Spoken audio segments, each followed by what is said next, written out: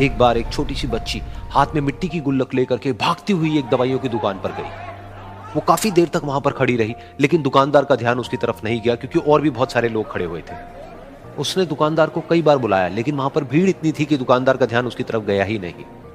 और फिर उस बच्ची को थोड़ा सा गुस्सा आया तो उसने अपनी मिट्टी की गुल्लक लेकर के वहीं काउंटर पर जोर से रख दी, जिसके बाद में जो दुकानदार था और जितने भी लोग खड़े थे वो सब उस बच्ची की तरफ देखने लग गए। और फिर उस दुकानदार ने उस बच्ची से पूछा, बेटे आपको क्या चाहिए?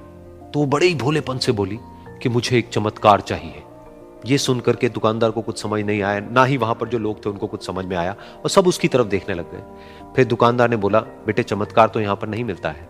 तो बच्ची को लगा कि वो उससे झूठ बोल रहा है, तो बच्ची ने कहा कि मेरी गुल्लक में बहुत पैसे हैं, आप बताओ आपको कितने पैसे चाहिए, लेकिन मैं आज यहां से चमत्कार लेकर के ही जाऊंगी।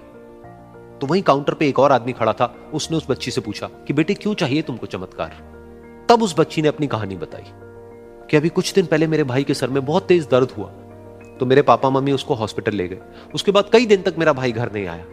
तो मैंने कई बार अपने पापा से पूछा, लेकिन उन्होंने मुझे कुछ नहीं बताया। उन्होंने बार बार यही कहा कि वो आ जाएगा, वो कल आ जाएगा, वो कल आ जाएगा, लेकिन वो आ ही नहीं रहा था। तो मैंने देखा कि मम्मी रो रही है, और पापा मम्मी को कह रहे थे कि उसकी दवाइयों के लिए और उसके इलाज के लिए जितने पैसे चाहिए उतने मेरे पास में नहीं है, अब उसको कोई चमत्कार ही बचा सकता है।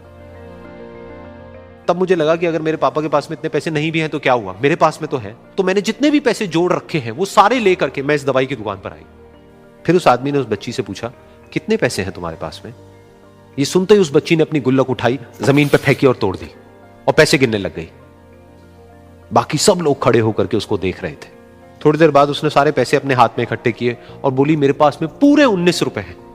वो जो आदमी वहां पर खड़ा था वो थोड़ा सा मुस्कुराया और बोला कि अरे तुम्हारे पास में तो पूरे पैसे हैं, इतने का ही तो आता है चमत्कार। ये सुनकर के वो बच्ची बहुत खुश हो गई और बोली कि चलो मैं आपको अपने पापा से मिलवाती हूं।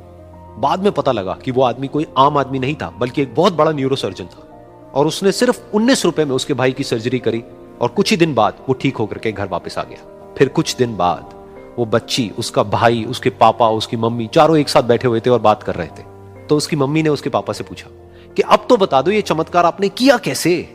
तो उन्होंने अपनी बेटी की तरफ देखा और बोले, ये चमत्कार मैंने नहीं, इसने किया है।